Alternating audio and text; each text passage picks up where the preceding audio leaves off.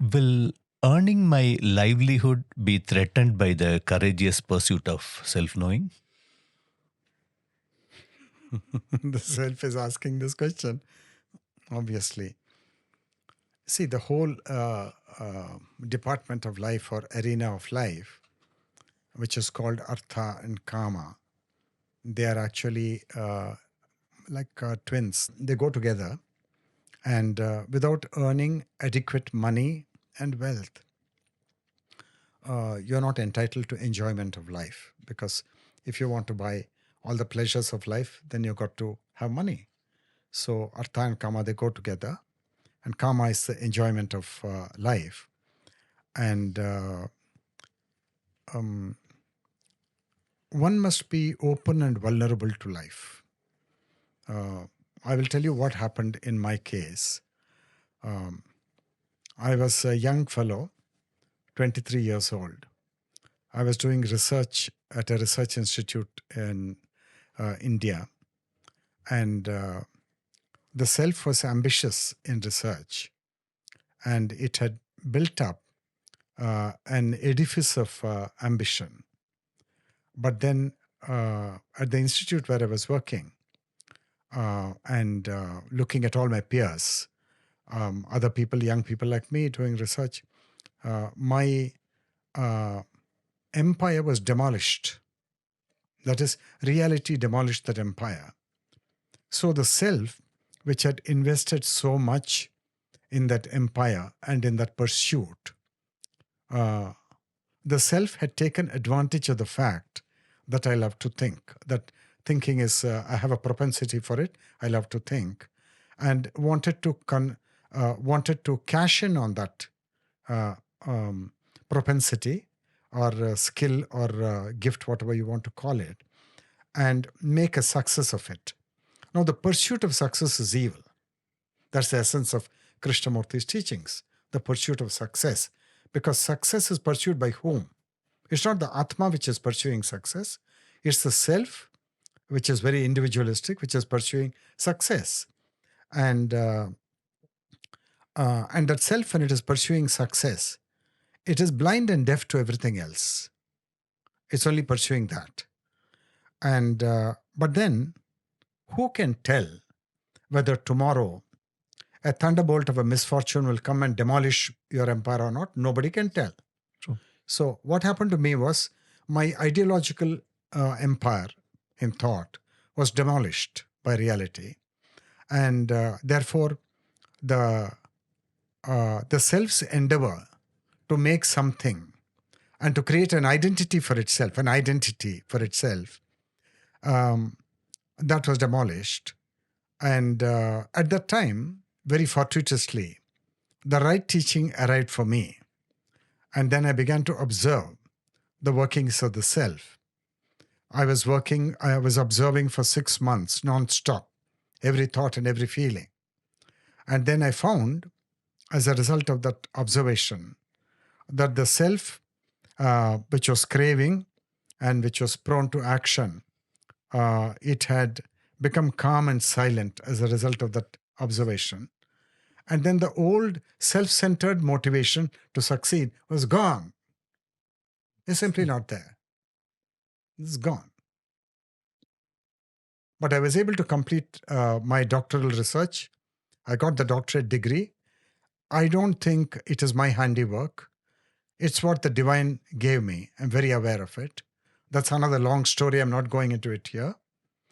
And 10 years after this transformative shift happened, almost 10 years, I said that this chapter I'm going to consciously close, the chapter of research, because the calling came, the calling was fulfilled. The calling, like a candle burning out, the calling has burnt itself out. So it's over. So then what are you going to do next? I don't know. But this is over.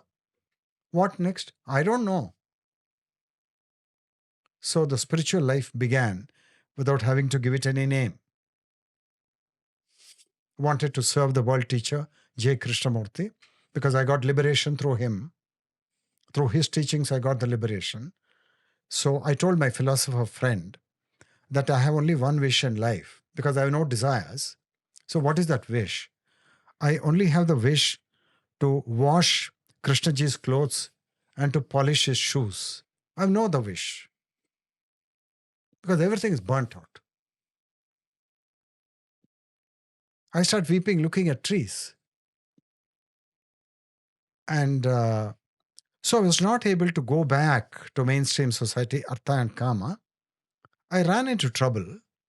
My father was very grieved that his son, who was promising to be a research scientist, is just walked away from it.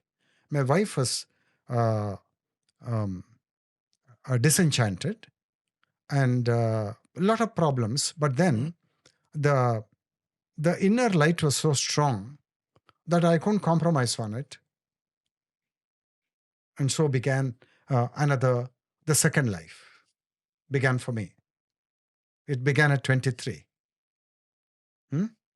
And the second life is completely different. It's life and freedom. It's life and joy. And so what I mean to say is, to come back to the question, that a time may come when you may either walk out of your profession or your profession may be taken away from you. That's possible. And then another life begins. Or nothing can happen to your profession. Yourself can go the whole hog, full tenure, and till you're 60, 65, 70. And like most people, you may not even become a vanaprasthi, that you may still be thing, because you may be doing everything out of joy. Then there's no need to end it. Because your swadharma is to do that. You enjoy it. It's bliss for you. So then why should you walk out of it? There's no need. But daring pursuit of self-knowing is necessary for man to really know who he is and to know the higher dimension of being human. But I think he may not fit into mainstream society. Krishnaji says, in order to change society, you have to walk away from it. Why? Because society is for surviving rats. The rats go to school, the rats go to college, then they're in the big game of money and so on, name and fame. And that's the life of mediocrity. And there's a life beyond that, which few daredevils may venture into. And so it's a very big question, and it's a very personal question. You have to see what is appropriate. What applies to me won't apply to you. Understand. What applies to you won't apply to me. Got it.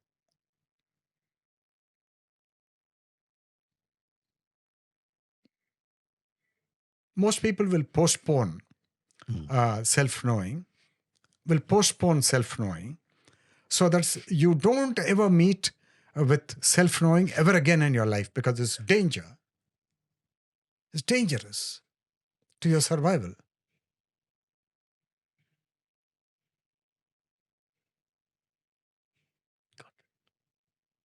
So all sorts of patterns are there. And you've got to find out what is appropriate to you, what is right for you. Must not compromise on that. It's appropriate only for you, not for anybody else. Then get into that boat. Don't get into somebody else's boat. Got it. I'm not saying pleasant answers. No. Truth can only be a medicine, Guruji. Nothing else can be. Thank you so much. Namaste.